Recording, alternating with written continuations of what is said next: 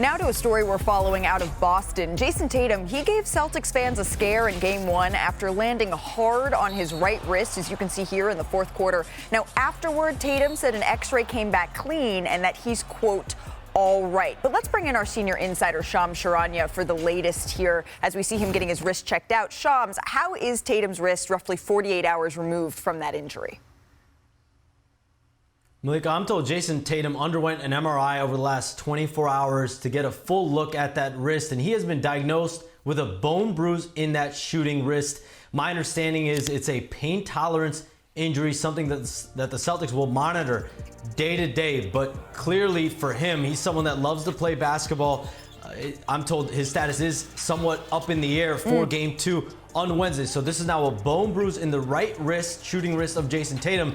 And Jaylen Brown, as we know, was also dealing with a bone bruise in his knee to end the Celtics season. Yeah, bone bruises can be tricky as we bring Brian Windhorst back into this conversation as well, because you're saying that this is a pain tolerance thing here, Shams. We know the Celtics are incredibly deep, but Brian, how cautious should Boston be when it comes to Tatum and this wrist here?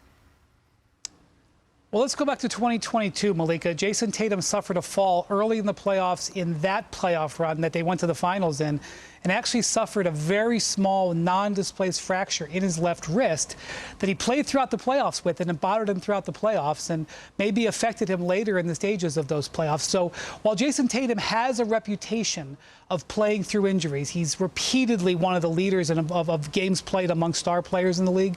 Expect the Celtics to be very cautious here, learning from him having to deal with that longer-term wrist injury in the playoffs a couple of years ago, and knowing how strongly favored they are in this series. They do have great star depth. So not just in this next game, watch them take care of that wrist to make sure that it doesn't linger as much as they can. That's a great point. Our Charania reporting again that his status, Jayson Tatum's status, is up in the air here for this game too. Let's go elsewhere in the Eastern Conference here. The Milwaukee Bucks, they were without their star point guard in Game 1 against the Pacers, and he sure was missed. I think we're going to show you this graphic right here. Giannis did his part. The rest of the Bucks starters combined for 14 points. But help is on the way. That's Dave's help stance, I suppose. Shams, you reported this morning that the Bucks will have Damian Lillard back for Game 2 against the Pacers. What more can you tell us about his return?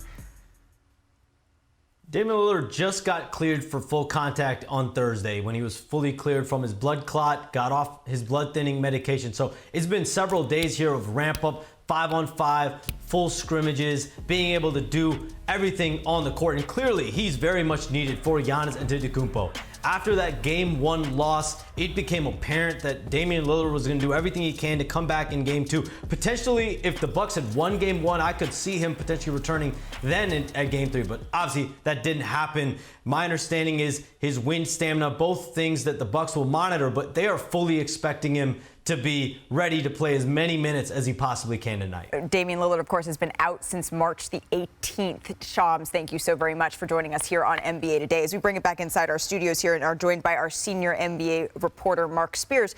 Mark, Dame's back in the mix now. For me, I'm looking at those non-Giannis minutes that he's going to be able to steady the ship a little bit here. What does it change for the equation for Milwaukee? Well, right now, I talked to Doc Rivers today. He said he's not sure what to expect. You know, you're talking about a guy that's missed 3.5 weeks. Right. Practiced for 3 days. It's been a while, but you know where he's from. Where's he from? Oakland, stand up. Yeah, he's a tough guy. He averaged 31 points in the playoffs. Doc said he doesn't know what the minute limitation is going to be, but he's going to monitor him and his movement. But based on what happened in Game 1, they need him badly. I got the sense that Dame was going to be back, and they need him to be a hero like he was in the song, The Letter O. Oh, that graphic that we just showed certainly had him in a little bit of a hero stance there. Looked like he was going to rap, and they need a rap performance. I expect Indiana to turn this into a track meet again. You looked at the first half against Milwaukee on Saturday. Yeah. Fast break points. 5th in the NBA in fast break points, especially for a player who hasn't played since March 18th. Right. Get them out running. That's how they're going to beat this Milwaukee team. Listen, Damian Lillard back certainly helps. even with him back, I still think Indiana's the deeper team here. Look, you said, hey, you know, it's been a while. It's March, right? 3 weeks, 3 days, 3 minutes, doesn't matter. You're still going to have to guard Damian Lillard, and that's what they need. This is a big boost for the Bucks. Even if he doesn't knock down shots, you still have to guard him. We saw what their strategy was. Their strategy was let Giannis do everything, get downhill, get to the free throw line, score, and let's keep everyone else down. Now you have someone else in the equation, as you mentioned.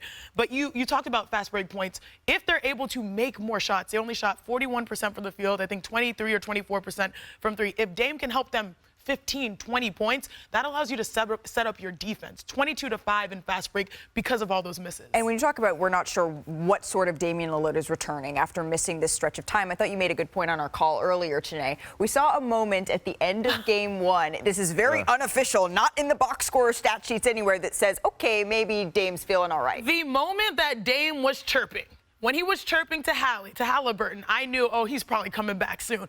Because he had still that competitive edge. He had that look. He's like, I know I'm coming. Just wait.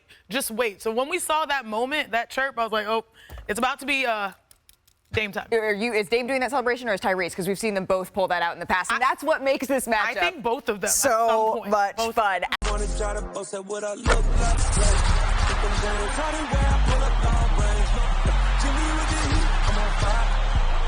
NBA,